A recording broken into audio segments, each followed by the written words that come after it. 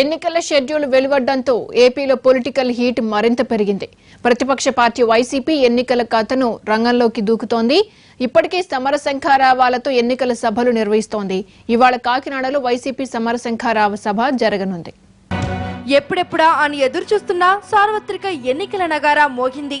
లోక్సభతో పాటు ఆంధ్రప్రదేశ్ అసెంబ్లీకి ఎన్నికలు జరగనున్నాయి.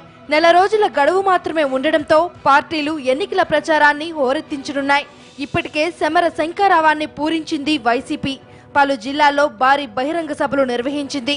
ఇందులో భాగంగా ఇవాళ కాకినాడలో సమర శంఖారావం సభ జరగనుంది. ఎన్నికల షెడ్యూల్ రిలీజ్ అయ్యాక జరుగుతున్న తొలి సభ కావడంతో ఈ సమావేశానికి ప్రాధాన్యత ఏర్పడింది.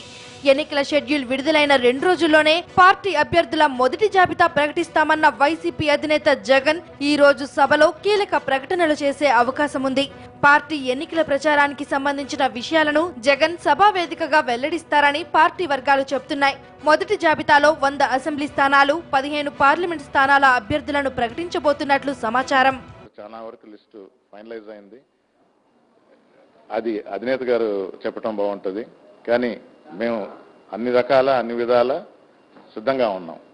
పోటీకి ఎలక్షన్ 30 రోజులు అంటే మాకు ఆ సమయం చాలా ఎక్కువనే అనుకుంటున్నాం.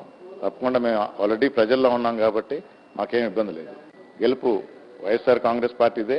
జగన్మోహన్ రెడ్డి సీఎం కావడం తథ్యం. బహిరంగ సభకు ముందుగా బూత్ కమిటీ మెంబర్ల నుంచి రాష్ట్ర స్థాయి నాయకుల వరకు జగన్ దిశానిర్దేశం చేయనున్నారు. తూర్పు గోదావరి జిల్లాలోని 19 నియోజకవర్గాల నుండి బూత్ కమిటీ సభ్యులు ఈ సమావేశానికి హాజరు కానున్నారు. మధ్యాహ్నం పార్టీ నాయకులతో సమావేశం తర్వాత బహిరంగ సభలో జగన్ పాల్గొంటారు. ఈ సభలోనే కొందరు నేతలు పార్టీలో చేరనున్నారు. ఏపీఐఐసి మాజీ చైర్మన్ శివరామ సుబ్రహ్మణ్యం వైసీపీలో చేరనున్నారు.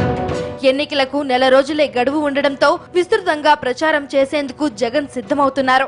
షెడ్యూల్ వచ్చాక బస్సు యాత్ర చేయాలని, ఇందులో పాదయాత్రలో పర్యటించని నియోజకవర్గాలను కవర్ చేయాలని భావించారు. దీనిపై త్వరలోనే స్పష్టత రానుంది. మొత్తానికి ఎన్నికల సమరం మొదలు కావడంతో ప్రచార జోరును పెంచింది వైసీపీ.